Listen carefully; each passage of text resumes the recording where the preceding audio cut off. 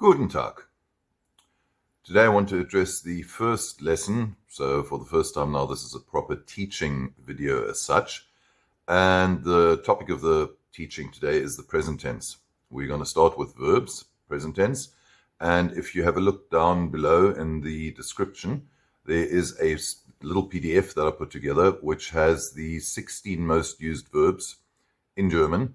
First in survival German, in the present tense, and then in standard German. And then on the third page, I've added a couple of, not exceptions, but a couple of verbs which are written a little bit differently in standard German. The idea here is that if you look at the first page, those 16 verbs, if you look at the verbs on the last page, you will realize at the latest when you've done that, so what have you got? You're like 24 verbs in total in survival German. That shouldn't even take you that long. It is literally one size fits all. So we literally take the German verb in the infinitive, usually has an en ending, except as in the last 8 where it has an n ending. So we take it in the infinitive, and we basically for the first, second, third person plural, we use it as is, which is pretty much in line with standard German. In standard German, let's say we eat, you, plural, you eat, and they eat, or formal sie essen, you singular, formal eat. So what you have there is that you have wir essen. Then for ihr, you drop the en and you put a t instead. Wir essen, ihr esst, and then sie essen.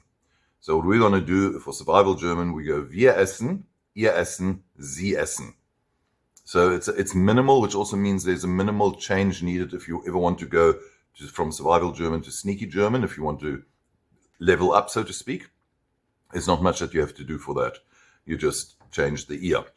For the singular, for the first, second, third person singular in German, that's where you have most of the sort of exceptions, of which there are a ton.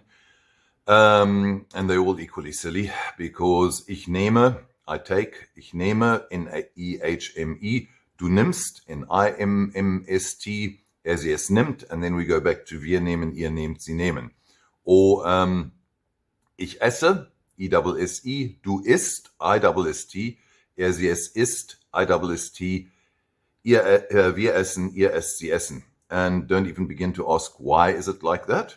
There's no reason. That's just the pattern. They made it up like that. That's it. If you want to learn standard German, or even to some extent sneaky German, you got to go with this, right? Because otherwise it does sound different. Not ununderstandable by any means. Communication-wise, it's totally understandable. If I say, ich esse, du esse, er, sie, es esse, wir essen, ihr essen, sie essen, you understand this, no problem. But, it's, yeah. So anyway, so that's the simplification. So it starts off with the most used verb, which is to be. And to be in standard German is all over the place. So the infinitive is sein, S-E-I-N. And then you conjugate it in standard German. You have ich bin, du bist, er, sie, es ist, wir sind, ihr seid, sie sind. That's on page 2 of the PDF. You can see that for comparative purposes, but you're not learning that. What we're learning here is the survival German version, which is ich sei, du sei, er, sie, es sei, wir sein, ihr sein, sie sein. And now that's also the one where the Germans are going to go most like, what are you saying? But they'll get it. They will get it. Simply because the difference between standard German and our version in survival German is bigger than it is in the other ones. So, for example, your second most used verb in standard German, to have, haben. Ich habe, du hast, er, sie, es hat, wir haben, ihr habt, sie haben. In survival German, ich habe, du habe, er, sie, es habe, wir haben, ihr haben, sie haben. And the third one, just to take it one further, werden. In normal German, ich werde, du wirst, er, sie, es wird, wir werden, ihr werdet, sie werden. In survival German, ich werde, du werde, sie, es werde, wir werden, ihr werden, sie werden. And so on and so on. I think you get the point by now, I hope. So it's all just literally you take off. And then for the ones that only have an N at the end, like lächeln, vermitteln, etc., you drop the N. That's it. And the rest of it is as per usual. You drop the N for first, second, third person singular, and you use the infinitive for first, second, third person plural. Which really, at the end of the day, what it means is that what we're trying to get to is have literally the minimal grammar structure necessary to be able to put these things together in regulated sentences. You also will have to do sentences so that you get the sentence structure of German, because that you have to stick to even for survival German.